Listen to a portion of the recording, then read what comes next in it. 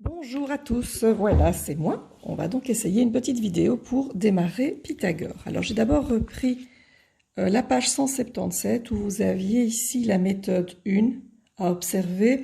Et en effet, vous avez vu qu'il fallait mettre double flèche, j'ai vu chez la plupart de ceux qui m'avaient envoyé, double flèche dans les 3 premières lignes et une simple implication dans les 3 dernières lignes. Maintenant, on va être honnête que quand nous aurons ensemble, ils expliquent bien que la valeur négative ne va jamais être reprise ici. Pourquoi? Parce que le triangle qui est là, évidemment, n'a pas une dimension négative. Donc du coup, ici, ils ont expliqué théoriquement, mais nous, on passera directement de la ligne 64 égale x carré à la ligne ici en dessous, x égale 8 ou 8 égale x, bien entendu.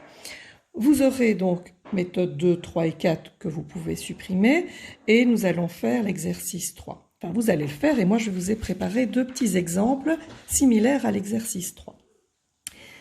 J'ai d'abord remis ici en haut, vous reconnaissez la relation de Pythagore que vous avez tous bien comprise et bien vue, ne fût-ce que quand on voyait l'eau du triangle et on voyait bien que le grand carré avait le même volume que les 2 autres petits carrés. Donc le carré de l'hypoténuse est égal à la somme des carrés des 2 autres côtés. Attention, l'hypoténuse est bien le plus grand côté et le côté qui est face à l'angle droit. Dans Pythagore, on commence toujours par faire un schéma, comme vous l'avez fait dans plein d'autres chapitres.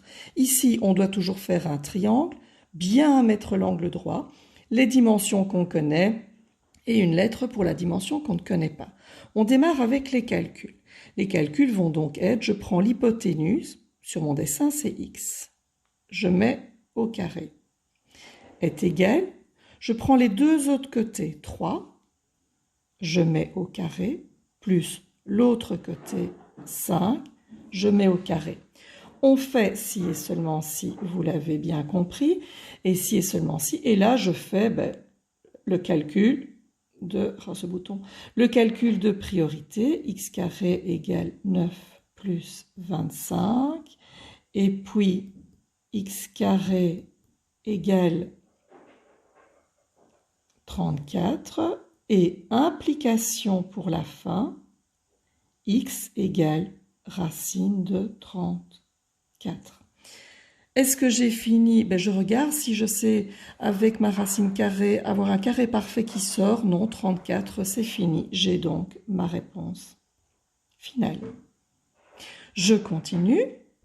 Même chose avec un autre exemple. C'est un exemple, vous voyez, le triangle est simplement mis autrement. Et cette fois-ci, l'angle droit est là, donc l'hypoténuse est en bas. L'hypoténuse, je la connais. C'est un des 2 côtés de l'angle droit que je ne connais pas. Je démarre avec mes calculs. Je reprends toujours l'hypoténuse au carré d'abord. Donc l'hypoténuse maintenant, 5, racine de 3, au carré d'abord, on met des parenthèses vu qu'il y a le 5 et le racine de 3, égale, les 2 autres côtés, il y a y carré que je ne connais pas, plus 2 racines de 3 au carré. Donc il y a toujours 2 dimensions qu'on connaît et une qu'on ne connaît pas, sinon ça n'est pas possible. Si et seulement si, j'effectue 5 au carré 25, racine de 3 au carré 3. Donc 25 fois 3, puisque je le mets pour vous le montrer, rappelez-vous que ça, ici, c'est un fois invisible. Je continue à effectuer ce que je peux, y carré, je ne sais pas, plus 2 au carré 4, racine de 3 au carré 3. Je continue à effectuer 25 fois 3, 75, égale y carré, plus 4 fois 3, 12. J'ai une ligne de plus parce que je dois bien envoyer le 12, mais c'est à cause des racines carrées, bien entendu. 75 moins 12, j'ai donc 63, égale y carré. Et je peux terminer avec mon implication. Je sais donc que y est égal à racine de 63 pour passer de y carré à y tout simplement. Est-ce qu'il y a un carré parfait dans 63 ? Oui, j'ai 9 fois 7, donc je le remets pour vous rappeler. On a donc y qui est égal à racine carrée de 9 fois 7. Le 9 peut sortir et devient dehors 3. J'ai donc 3 racines de 7 qui est ma réponse finale. Alors bien entendu que si vous vous arrêtez à y égale racine de 63, il y en a qui me le demanderaient en classe, bien sûr que c'est bon, mais vous savez que c'est comme une fraction, une racine carrée, on essaye de la simplifier si c'est possible. Voilà, vous allez me remettre les exercices 3 sur une feuille Word que je vais vous envoyer sur l'onglet Devoirs. Vous allez donc devoir me taper uniquement les calculs. Ici, vous allez me les taper sur la feuille Word que vous allez avoir. Sur cette feuille Word, juste un petit conseil, je l'ai mis ici, oups, je tourne. Pour faire par exemple les racines carrées ou les si et seulement si, eh bien je vous conseille d'aller sur Insertion, et puis sur Équation, et vous avez un symbole qui est représenté par pi. Je retourne, je vérifie qu'on n'ait pas trop de travers, ouais, ça va. Hop là, voilà. Ensuite, après l'exercice 3, vous avez l'exercice 4 que vous pouvez barrer, et qui continue là, on peut le barrer. Nous allons garder le 5, 6, 7 et 8.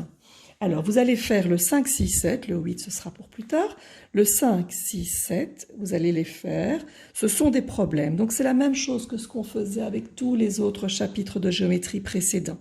1, vous faites un schéma à la main levée, et bien entendu qu'on est d'accord qu'on va en général tous privilégier celui-là par facilité.